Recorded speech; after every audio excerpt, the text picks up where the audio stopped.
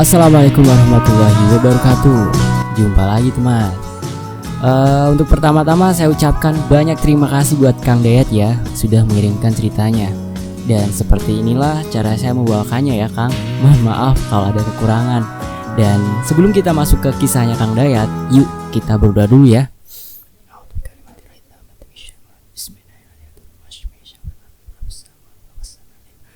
Allahumma sholli ala Sayyidina Muhammad sallallahu alaihi wasallam. Ini dia selengkapnya Tugas di Pulau Angker, karya Kang Dayat.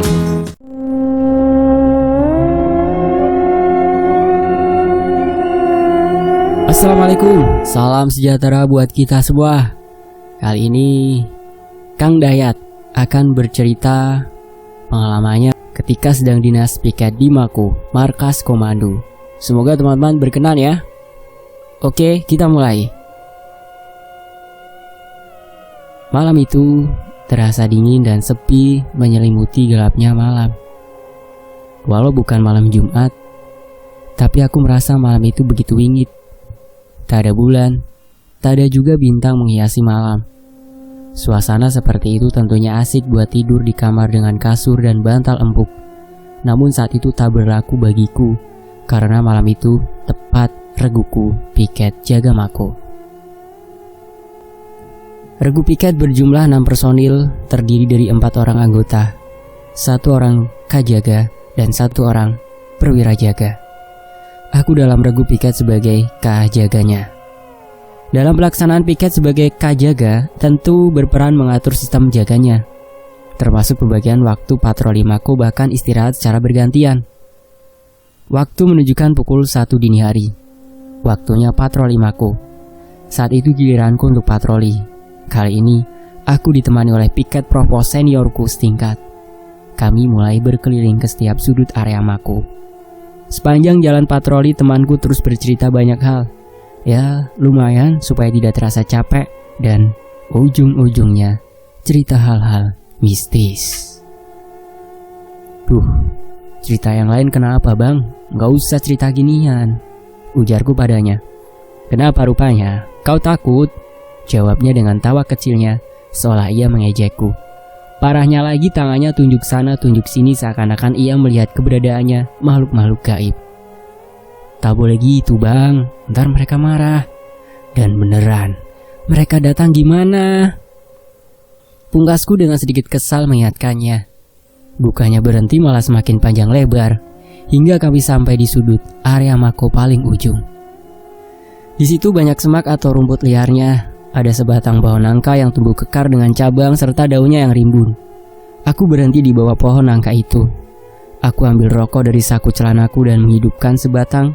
Kuhisap rokok itu sambil kusapukan pandangan mataku ke segala arah area di tempat itu. Seniorku mulutnya masih saja cerita hal-hal mistis. Aku berdiam kecil. Udahlah bang, cerita lain saja. Kembali aku mengingatkannya. Kau penakut kali, nggak ada dia di sini, ucapnya sambil tertawa kecil. Jangan sompral bang, ujarku masih mengingatkannya.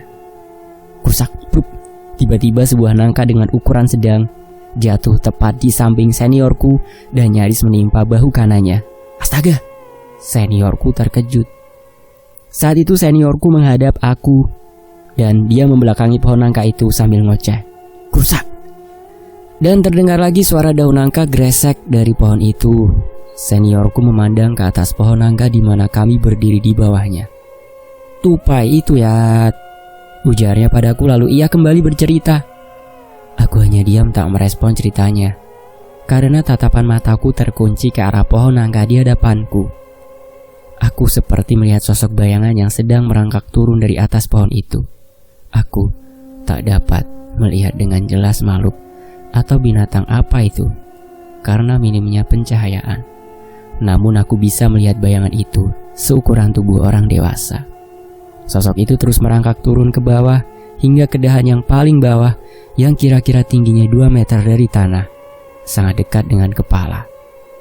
Bang, sini bang, jangan di situ, bisikku pada seniorku agar segera menjauhi dari pohon nangka itu. Tapi dasar tengil, dia malah tertawa. Kau kenapa ya? Penakut kali kau. Melihat sikapnya sungguh aku jadi muak. Dengan tubuh gemetaran, aku merogoh saku celanaku untuk mengambil senter kecil. Lalu aku sorotkan senterku ke arah makhluk yang berada di pohon dekat seniorku. Astagfirullah. Kini aku bisa melihat sosok apa itu? Ternyata yang kulihat sesosok mirip manusia, namun berbulu lebat dengan rambut yang acak-acakan. Makhluk itu duduk dengan kaki bersila di dahan dan bersandar ke batang pohon nangka itu. Dengan perlahan tapi pasti kepalanya yang saat itu tertunduk kini terangkat, seakan sengaja ingin memperlihatkan wajahnya yang sungguh tidak bagus bagiku ketika cahaya senter kuarahkan ke mukanya. Belum sempat seluruh wajahnya terlihat olehku, tiba-tiba saja aku seperti mendapatkan kekuatan dan lari. Aku tak peduli lagi dengan seniorku. Aku langsung berlari untuk kembali ke penjagaan. Aku berusaha lari secepat yang ku bisa. Terdengar di telingaku geraman dari makhluk itu. Setibanya di penjagaan, dengan nafas tersengal-sengal, aku langsung masuk ke dalam di mana teman-temanku dan perwira jaga tengah nonton TV. Sontak membuat mereka terkejut melihat mukaku pucat dan terlihat ketakutan. Kau kenapa ya? Perwiraku bertanya dengan keheranan. Siap, itu Dan. Aku tak dapat melanjutkan ucapanku. Jujur, aku masih syok. Sik, ambilkan air minum. Perintah perwiraku ke juniorku. Siap Dan. Tak lama, Zikri pun membawakan segelas air putih untukku. Lalu aku minum dan lumayan bisa membuatku sedikit tenang. Setelah aku merasa sedikit tenang, baru aku ceritakan yang aku alami. Dan aku minta temani untuk menjemput seniorku yang tadi aku tinggalkan di sana. Singkat cerita, aku dengan perwira jaga beserta satu orang anggota menjemput seniorku. Kira-kira jarak 2 meter dari tempat tadi aku mencium bau sangit seperti bau rambut atau bulu terbakar. Aku senter ke arah pohon nangka itu, namun tak terlihat keberadaan seniorku tadi. Bang, abang di mana bang? Seruku memanggilnya, namun tak ada jawaban darinya. Di mana dia tadi ya? Perwiraku bertanya padaku. Siap, tadi di bawah pohon itu. Aku ajak lari dia malah bingung, bukannya ikut lari, jawabku. Ayo Landan, kita lihat lebih dekat lagi, ajakku. Pletak-pletak. Juniorku mengokang senjata untuk berjaga-jaga. Akhirnya kami pun melangkah lebih dekat lagi ke pohon hingga jarak 2 meter dan kuarahkan cahaya senter ke bawah pohon itu. Astagfirullah. Itu dia Dan. Aku menunjuk ke arah bawah pohon nangka itu. Terlihat seniorku terkapar dengan posisi terlentang, dengan mulut terbuka. Matanya terbuka lebar, menatap ke atas pohon nangka yang rimbun itu. Badannya mengejang kaku. Tanpa banyak bicara, perwiraku memerintahkan kami untuk mengangkatnya. Ayo cepat angkat dia, bawa ke penjagaan. Siap Dan, siap. Aku dan juniorku yang terlebih dahulu menyerahkan senjata api ke perwira jaga. Lalu senior tersebut kami angkat. Dan baru saja beberapa langkah dari bawah pohon itu, krusak, wush, terdengar gemeresek dari rimbunan pohon itu, serta tiba-tiba bertiup angin kencang ke arah kami, yang diiringi suara geraman menakutkan.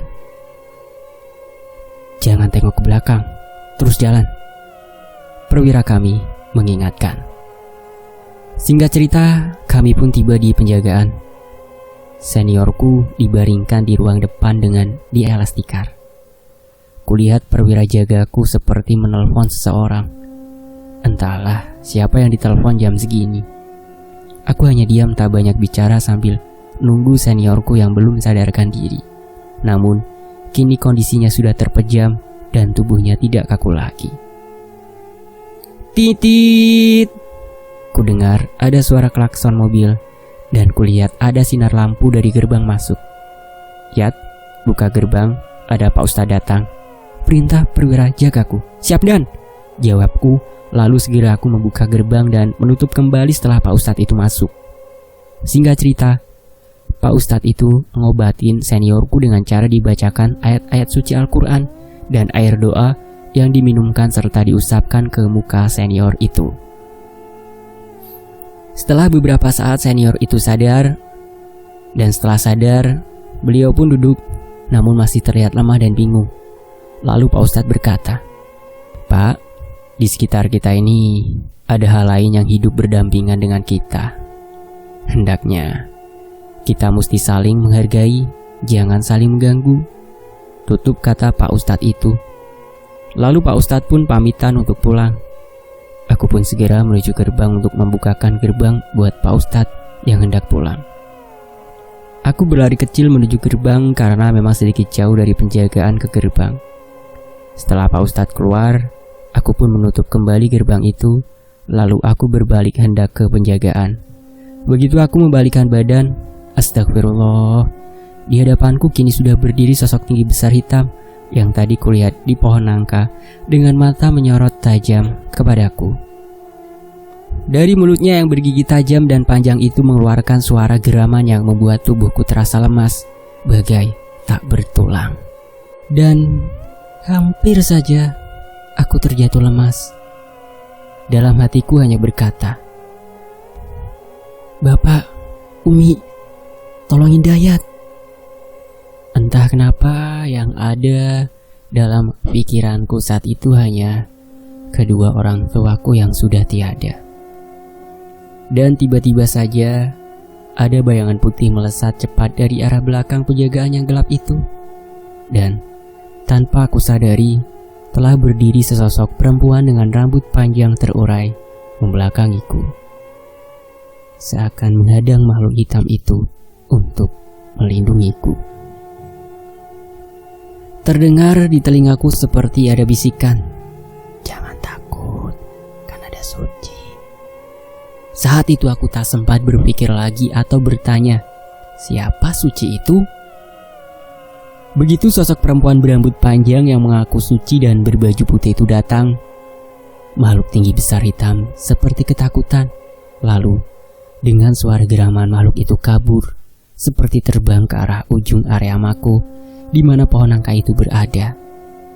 Setelah makhluk hitam itu hilang dan tanpa pamit kepadaku, perempuan berbaju putih dengan rambut panjang itu pun ikut menghilang, menyisakan asap tipis dan bau bunga melati yang perlahan hilang tertiup angin malam. Singkat cerita, keesokan harinya setelah serah terima piket jaga, dari piket jaga lama ke piket jaga baru, aku bicara ke senior yang tadi malam pingsan. "Izin bang, aku tahu abang tidak bisa melihat hal-hal yang gaib, tapi abang pengen dibilang keren, jadi abang cerita seolah-olah abang bisa melihat, betul kan?" Ujarku kepadanya, dan dia hanya diam tak berkomentar atau menjawab ucapanku. "Bang, maaf, bukan aku sok tahu. Aku ini sejak kecil sudah bisa melihat hal-hal seperti itu, dan aku tidak suka bang. Puas aku berobat supaya gak bisa lihat yang seperti itu, tapi susah. Lah, ini abang malah bersikap seolah-olah abang ini indigo. Itu sompral namanya bang," sambungku. Dan seniorku tak juga bersuara, hanya tertunduk dan menganggukkan kepalanya. Singkat cerita, semenjak saat itu seniorku tidak pernah bercerita tentang hal-hal gaib lagi dan tidak pura-pura indigo lagi. Dan ini dia kilas cerita tentang lokasi mako. Pada tahun 2017, mako kami dipindahkan sementara oleh pimpinan karena mako yang lama mau dibangun ulang karena bangunan lama sudah tidak layak lagi. Dengan begitu, pimpinan memindahkan untuk sementara di bekas asrama haji yang sudah 20 tahun kosong. Saking lamanya bangunan itu tidak dipergunakan, bangunan tersebut sudah dipenuhi semak belukar sampai ke ruangan-ruangannya. Sebelum kami tempati terlebih dahulu, kami bersihkan dan dirapikan hingga layak dihuni. Namun, di sisi lain, menurut ahli supranatural, di bangunan-bangunan itu bahkan di lingkungannya banyak dihuni makhluk-makhluk gaib. Wallahu alam. Selesai.